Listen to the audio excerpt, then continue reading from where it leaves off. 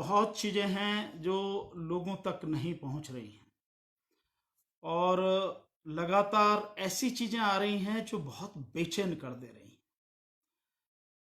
और इस सब में जो सबसे ज़्यादा दुख की बात है वो है कि जो अदालत है, कोर्ट है, सुप्रीम कोर्ट है, उसका जो रवैया सामने आ रहा है वो बहुत ही चिंताजनक है।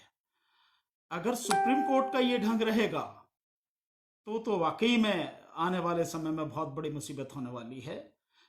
ऐसी ही कुछ बातें हैं जो पीछे हुई हैं जिनको लेकर वाकई में मैं मानता हूं कि हम लोगों को चर्चा करनी चाहिए और हम सब लोगों के लिए ये बहुत ही चिंतन का समय है, बहुत ही मैं कहूँ विचार करने का समय है। और ऐसे समय में भी अगर हम विचार नहीं करेंगे, समझेंगे नहीं,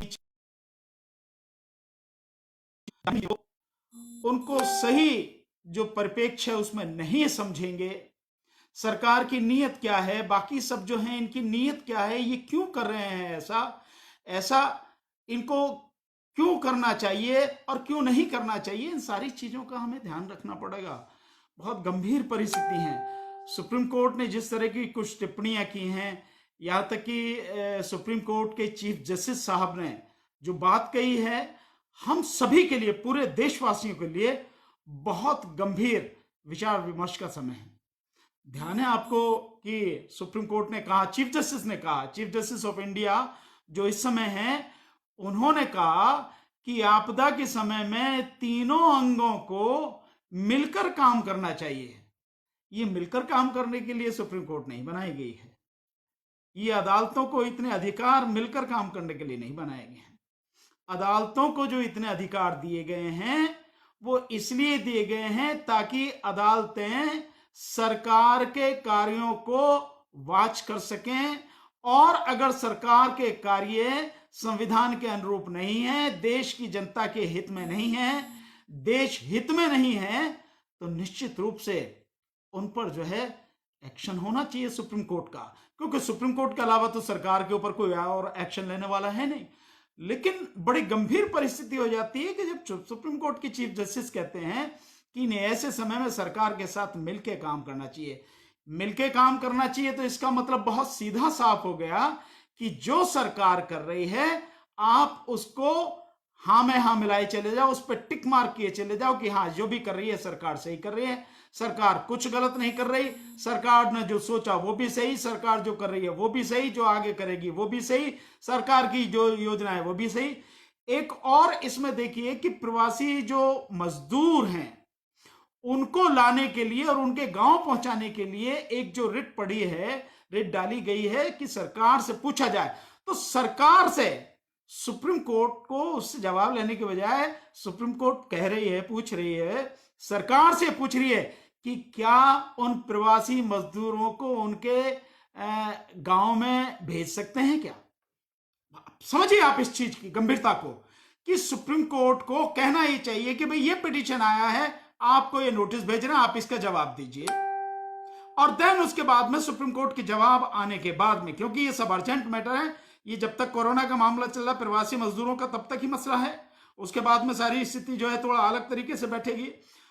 उस समय में जब सरकार से माननीय अदालत को जवाब लेना चाहिए, सरकार पूछ रही है, इसका मतलब ये हुआ कि क्या उन्हें भेज सकते हैं या नहीं भेज सकते हैं। तो इसका मतलब यह है कि सरकार कहेगी नहीं भेजना तो नहीं भेजेंगे आप।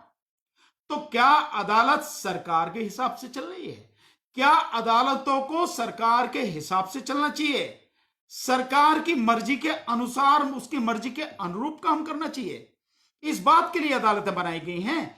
जो तीसरा स्तंभ है लोकतंत्र का, संविधान के माध्यम से जो तीसरा स्तंभ है, क्या उसे इस तरह से काम करना चाहिए? क्या उसे इसलिए बनाया गया है कि वो सरकार से पूछे कि भाई ये कर सकते नहीं कर सकते, बल्कि उसको ये पूछना चाहिए कि ये पिटीशन आया है, आप इसका जवाब दीजिए, उससे जवाब मांगिए आप। देन उसके बाद में जब आर्गुमेंट हो, मैटर फाइनली जब सुना जाए, तब आप डिसाइड कीजिए कि क्या सही है, क्या गलत है, क्या कॉन्स्टिट्यूशन के अनुरूप है और क्या कॉन्स्टिट्यूशन के अगेंस्ट है। हमें उन सारी चीजों को देखना है। लेकिन ऐसा नहीं हो रहा। सरकार जिस तरह से काम कर रही है अदालत, मैं समझता हूं हमारे लिए, देश के लिए सबसे बड़ी गंभीर परिस्थिति है। और इस समय साथियों जो सबसे बड़ी एक और टिप्पणी आई है कि कोरोना के बीच में सरकार आरक्षण पर टिप्पणी कर रही है। आरक्षण पर टिप्पणी कर रही है, यह बहुत ही गंभीर मसला है। और अदालत कह रही है, सुप्रीम कोर्ट कह रही है कि इसकी समीक्षा होनी चाहिए कि जो लोग 70 साल में जो इसका फायदा उठा चुके हैं उनके अलावा का लाभ मिल सके, इसकी बात। तो क्या ये जो सारी स्थिति है, क्या इस विषय में सरकार से, क्या अदालत ने इस विषय में और बहुत सी जो चीजें इसके साथ में जुड़ी हुई हैं, सब पे विचार विमर्श किया है क्या? सबकी जानकारी सरकार ने हासिल की है क्या?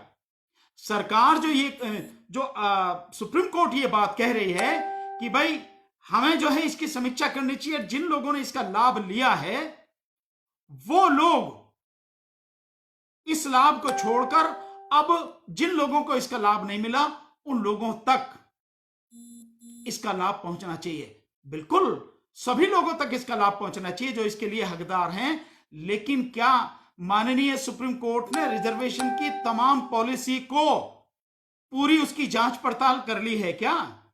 क्या माननीय सुप्रीम कोर्ट को यह भी पता है कि रिजर्वेशन क्या है, रिजर्वेशन क्यों है? यह अनुच्छेद 16(4) के अंतर्गत जो रिजर्वेशन सर्विसेज में दिया गया है और अनुच्छेद 330 वगैरह के इसमें जो दिया गया है, इन सब के विषय में क्या है सुप्रीम कोर्ट को मालूम है क्या? या सुप्रीम कोर्ट ने यह टिप्पणी करने से पहले कि इसकी समीक्षा होनी चाहिए? साथियों मैं बार बार आपसे एक रिक्वेस्ट कर रहा हूं इस बात को, क्योंकि मैं इस विषय पर बहुत एक डिटेल में एक चर्चा हमारे बीच में रहेगी। ये एक छोटा मुद्दा नहीं है।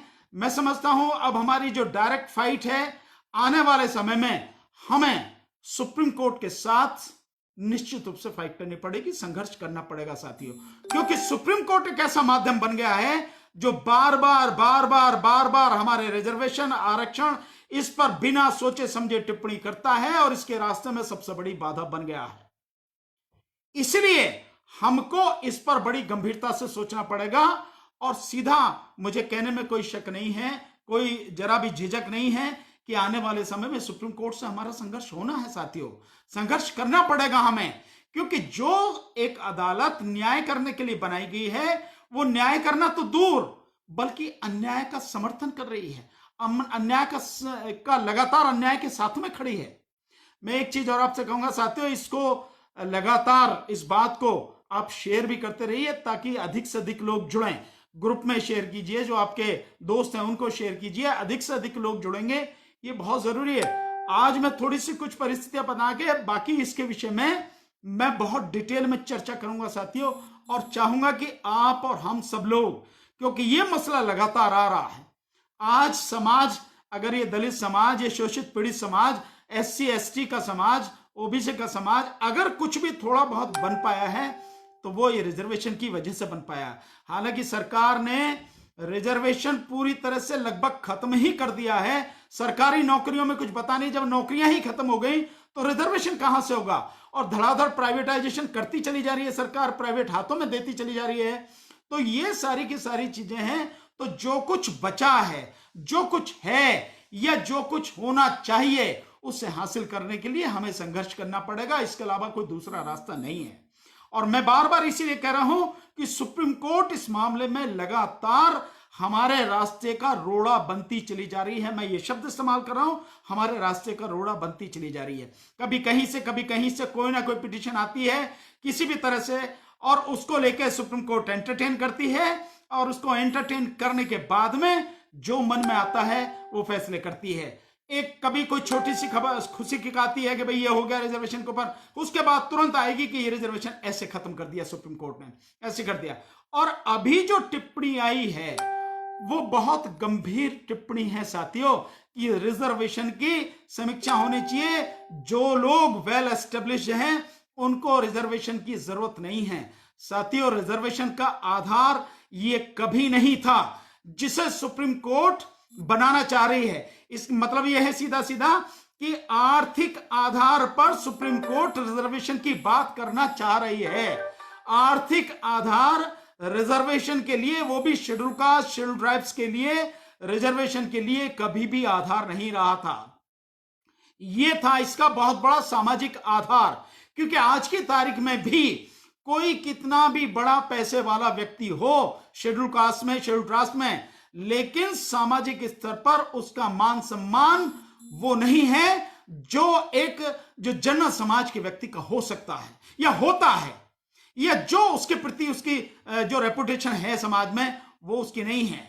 ये जो सारी की सारी चीजें हैं, इन सारी चीजों को देखना पड़ेगा। इसलिए रिजर्वेशन का आधार कभी आर्थिक था नहीं। अगर आर्थिक आधार होता तो संविधान में ही होता। अगर आर्थिक आधार होता तो संविधान निर्माता बाबा साहब डॉक्टर अंबेडकर और हमारी संविधान सभा वो उसी समय इस बात की चर्चा करती, लेकिन उन्होंने ऐसी कोई चर्चा नहीं करी।